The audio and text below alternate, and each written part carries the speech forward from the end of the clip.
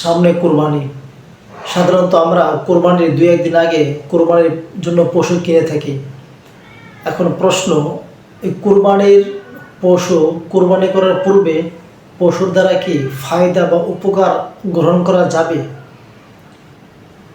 যেমন কোরবানির পশুর দ্বারা কোনো কিছু বহন করানো অথবা নিজে আরোহণ করা, নিজের উপকার্থে নিজের স্বার্থের জন্য কোরবানির পশুর উপরে আরোহণ করা, অথবা কোনো মালামাল বোঝাই আনা নেওয়া করা, কিংবা কোরবানির পশুর দুধ দহন করে সেটা কি খাওয়া অথবা বিক্রি করা বৈধ হবে? প্রিয় ভাই, এগুলো কোনো কিছুই বৈধ বা জায়েজ হবে না।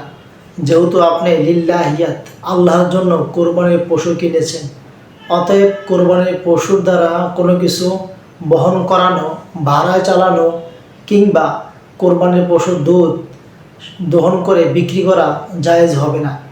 আপনি যদি তার সুবিধার্থে বার হয়ে যায় তাহলে দহন করে সেটা বিক্রি করবেন বটে, কিন্তু আপনার সেই বিক্রিত অর্থটা আপনি নিজে গ্রহণ করতে পারবেন না, সেটা সৎকা করে দিবেন। যদি আপনি কোনো কিছু কোরবানির পশুর দ্বারা উপকার লাভ করেন, ফায়দা গ্রহণ করেন, সেই জিনিসটা আপনি বিক্রি সৎকা করে দিবেন। জি ভাই, আর এছাড়া কোরবানির পশু করে আরোহণ করা দুনিয়াবি কোনো ফায়দা গ্রহণ করবেন না, কারণ কোরবানির পশু দুনিয়াবি কোনো কাজে লাগানো উচিত না। এটা একমাত্র আল্লাহর জন্য নির্ধারিত বা নির্দিষ্ট হয়ে গেছে। আরেকটা বিষয়, কোরবানির পশুর চামড়া, কোরবানির পশুর চামড়া আপনি সেটা নিজে ব্যবহার করতে পারবেন, যেমন জুতা, চামড়ার মোজা বা চামড়ার ব্যাগ, এগুলো ইউজ করতে পারবেন বাড়িতে। আর যদি সেটা আপনি ইচ্ছা করলে বিক্রিও করতে পারবেন, তবে বিক্রি করলে বিকৃত অর্থ আপনি গ্রহণ করবেন না। বিকৃত অর্থ সেটা গরিব মিসকিন অভাবীদেরকে দিয়ে দিবেন, সৎকা করে দিবেন। আরেকটা বিষয়, গরুর চর্বি, গরুর মাথা, গরুর ভুঁড়ি ইত্যাদি আনুষঙ্গিক বিষয়, হাড্ডি, এগুলো বিক্রি করা জায়েজ, বৈধ হবে না। কুরবানির পশুর চর্বি চাই একদিন পরে হোক, আগে কিংবা পরে হোক, দীর্ঘদিন পরে হোক, সে চর্বি আপনি বিক্রি করতে পারবেন না, বিক্রি করা জায়েজ, বৈধ হবে না।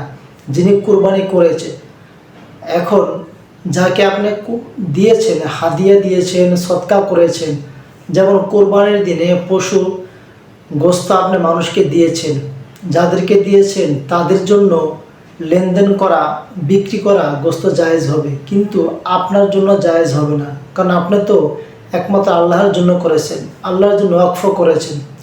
অতএব কোরবানির পশুর কোনো কিছু বিক্রি করা জায়েজ হবে না। আর যদিও ভুলক্রমে করে ফেলেন তাহলে সেটা সদকা করে দিবেন, হাদিয়া দিয়ে দিবেন। যেমন কেউ কুরবানির জন্য পশু কিনেছে, কুরবানির 3 দিন অতিবাহিত হয়ে গেছে, দিতে পারে না, তাহলে ওই পশু সে কী করবে? ওই পশু সে মানুষকে সদকা করে দিবে, কারণ এটা একমাত্র আল্লাহর জন্য নির্ধারিত হয়ে গেছে।